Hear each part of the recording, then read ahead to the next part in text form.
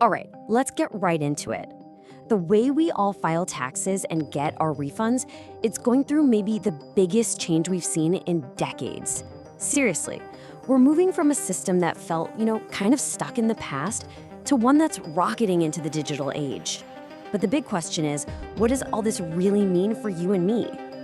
I mean, the IRS is basically saying it out loud. It's time to leave paper behind.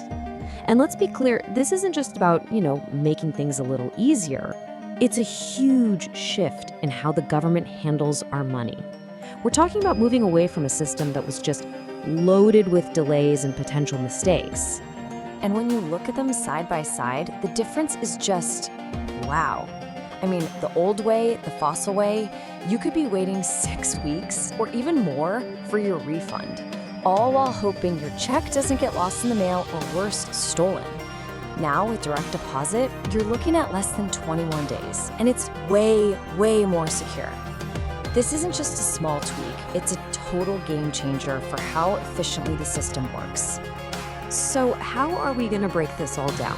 Well, here's our game plan. First, we'll talk about the end of the old fossil way. Then we'll get into why this digital shift is a bit of a double-edged sword. We'll tackle the maze of new rules, arm you with an essential tax toolkit, and talk about when to call for backup. And finally, we'll wrap up with how to really master this new system. All right, first up, the end of the fossil way. I mean, why is the paper tax check basically going extinct? The cause and effect here is really simple. The IRS is ditching paper because, well, the digital way is just better in almost every way. Think about it. It cuts down on fraud, it saves the government money on administrative costs, and most importantly, it gets your refund to you faster and safer. It's a win-win, really, if you're just looking at pure efficiency. But you knew there was a but, right? All this convenience, it comes with a pretty big catch. This whole digital revolution is a real double-edged sword. Because while getting your refund is easier than ever, the way we all earn and report our income, that has gotten so much more complicated. And it's creating brand new headaches for millions of people. So let's start with the good side of that sword. You now have more power at your fingertips than ever before. If you set up an IRS online account, it's like having your own personal financial dashboard. You can see your payment history, pull up old tax records, get transcripts, and even make and schedule payments instantly. It's a massive step forward in giving us taxpayers more direct control. Okay, but here's the other side of that sword. You need to get familiar with this, Form 1099-K. This is basically the IRS's tool for dealing with the explosion of the gig economy. With so many of us earning money through platforms like PayPal, Venmo, or Uber, the government needed a digital paper trail to track it all. And this form, this is their #1 tool for the job. And check out how fast the game is changing. Not too long ago, you'd only get a 1099-K if you made over $20,000. Now, for 2024, that number has dropped all the way down to $5,000. And look ahead, it's scheduled to drop to just $600. The message from the IRS is crystal clear. They believe a ton of taxable income was flying under the radar, and this new lower threshold is their digital net to catch it all. And this digital shift, it doesn't stop with federal income tax. Oh no! For anyone out there selling things online, it's like opening Pandora's box. You're suddenly thrown into this labyrinth of state and local tax rules that can honestly feel like there's no way out. Yeah, one tax expert put it perfectly. He said, it's almost like herding cats because they don't listen to each other. And that's exactly what it feels like. Every state just makes up its own sales tax rules without talking to the others. It's not a system, you guys. It's just a messy, chaotic jumble of regulations that small businesses are somehow supposed to follow to the letter. And if you want to put a number on that chaos, get this, 3,000. That's how many changes were made to state sales tax laws in just 1 year. 1 year. That's almost 10 changes every single day. Just trying to keep up and stay compliant can feel absolutely impossible. And this is where things get really, really weird. The tax rules have become so specific, so granular, that you and your next-door neighbor could buy the exact same product online and legally pay different sales tax rates. It's a perfect example of how our tax laws are just completely struggling to keep pace with the fact that e-commerce has no borders. Okay, so that's the problem. It's a mess, it's overwhelming, so let's switch gears and talk about the solution. Your very first line of defense is to build yourself an essential toolkit. We're talking about the non-negotiable fundamentals you need just to survive.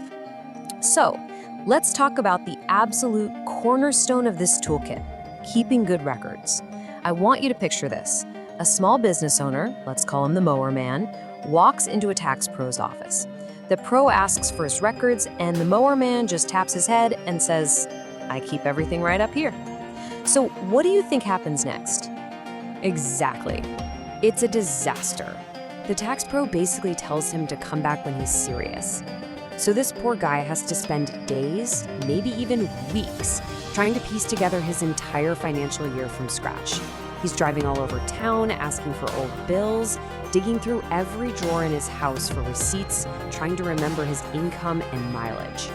The real-world consequence of not keeping records isn't just a slap on the wrist. It's a huge, stressful, painful waste of your time. But then he comes back.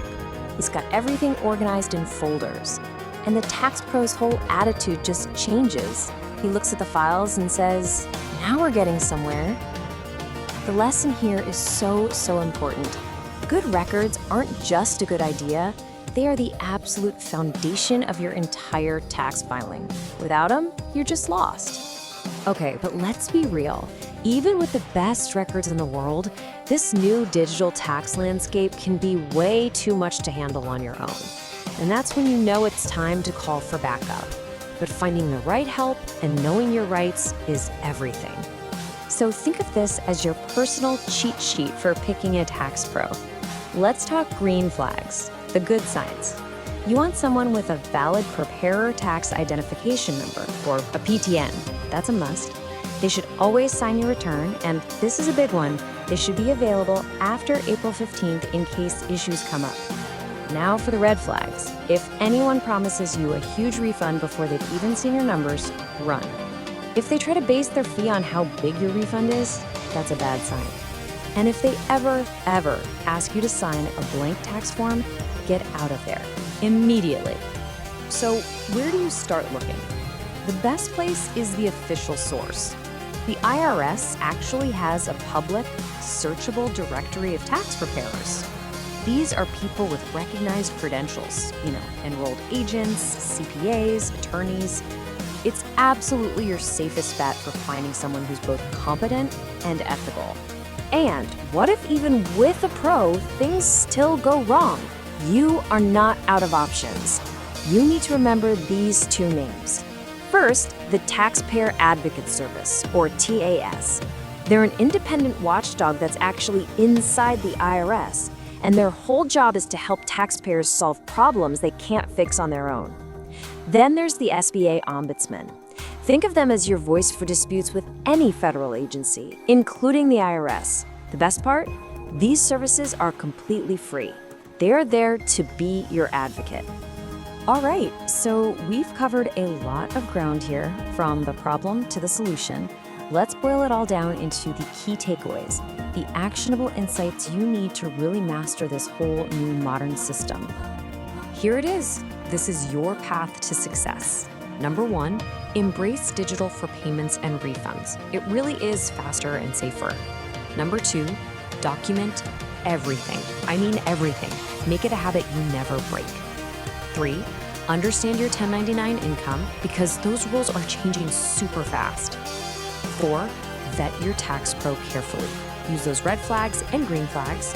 And finally, number 5, always remember that you have advocates like TAS and the SBA Ombudsman in your corner if you ever get into a jam.